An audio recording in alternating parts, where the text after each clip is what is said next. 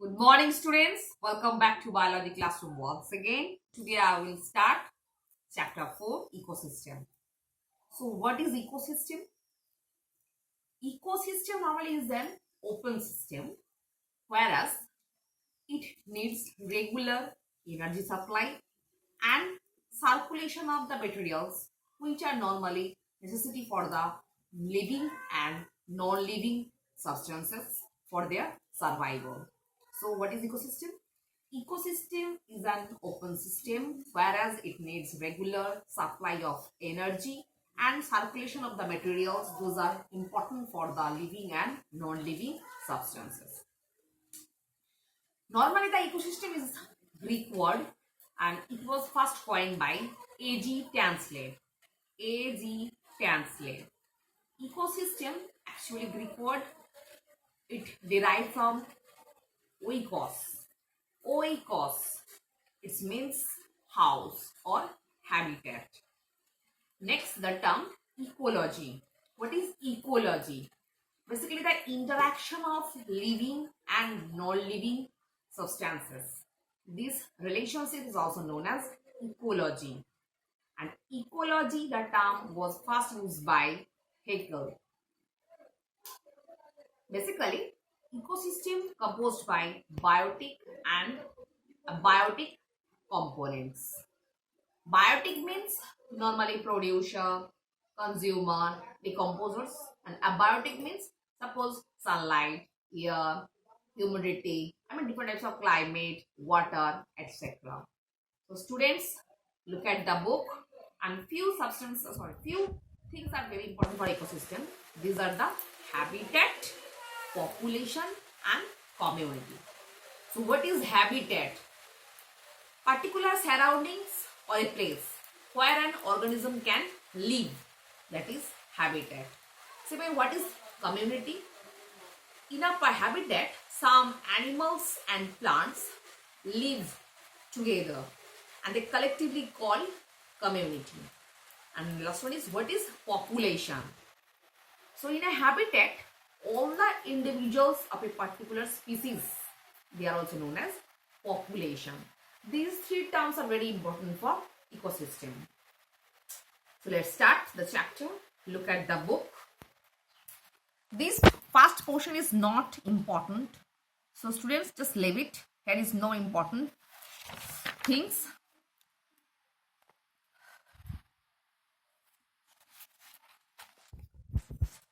Look at this definition.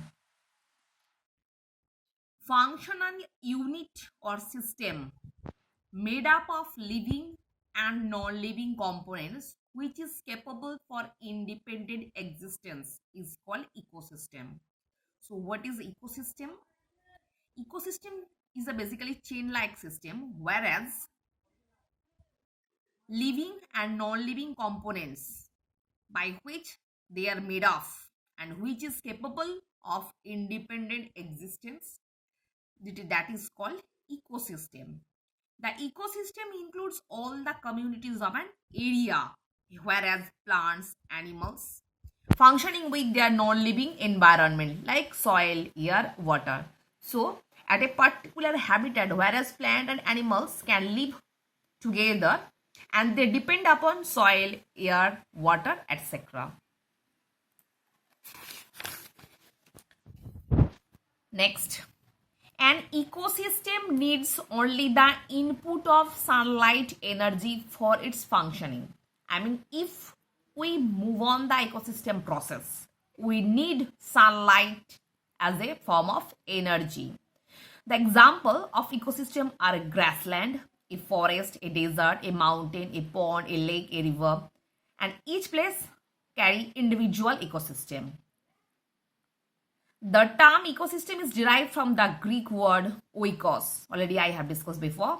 That means house or habitat. Next, components of an ecosystem. Basically, ecosystem is composed by two factors. They are biotic factor and abiotic factor. Biotic factors are consist of plants, animals, producer, composer, consumer, decomposer, etc. Same way abiotic factor means light, water, air, soil, temperature, humidity, etc. Biotic component of an ecosystem. The biotic component of an ecosystem, the living components of the ecosystem, is the community of organisms like plants and animals, which is made up of many different interdependent population. I mean, both living and non-living substances are interrelated with each other. The biotic community of an ecosystem includes three types of organism. They are producer, consumer, and decomposer. Producer means green plants. For what they are producer? Because they are autotroph. They can able to make their own food by the help of photosynthesis. That's why they are producers. And then consumer. Consumer basically heterotroph, because we are unable to produce our own food. We are totally depend upon the producer to inherit or collect our food. That's why we are heterotroph. The last one is decomposer. Basically, decomposer decompose or consume the dead and decaying animals or plants to collect their nutrients like bacteria, virus, algae, etc. Next, the consumer are three types.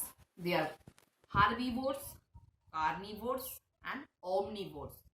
So, all of you know who are carnivores. Those animals eat only green grass or plants. They are herbivores. Like different types of herbivorous animals: cow, goat, horse, etc.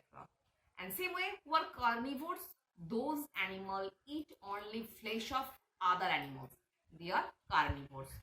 Same way, carnivores are also known as carnivorous animals. So look at the book. Some animals eat only other animals. They do not eat plant food at all. Those animals which eat only the other animal as food, they are also known as carnivores. The carnivores eat the meat of other animals. So we can also say that those animals which eat only the meat of other animals, they are also known as carnivores. Some of the examples are lion, tiger, frog, vulture, kingfisher, lizard, wolf, snake, and hawk. Next, omnivores. Some animals as well as human being, we eat both plant and flesh of other animals. That's why we are omnivores. So who are omnivores? Those animals and human beings as well as human beings. We can eat green plant as well as flesh of other animals.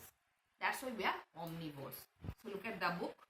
Some animals eat both plant as well as other animals. Those animals which eat both plants and animals are called omnivores.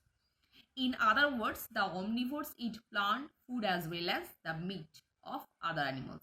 So some of the example of omnivores are human being, dog, crow, sparrow, bear, moina, and etc. Humans are called omnivores because, here is a short question, student, just look at it carefully. Humans are called omnivores. Why? Because they eat both plant food such as the grain, pulses, fruits and vegetables from the green plant. Same way as well as we eat meat of animals such as goat, chicken, fish, etc. That's why we are omnivores. Same way, omnivores known as omnivorous animals. So student, I hope all of you have understood what I have discussed today. So for today, up to this portion,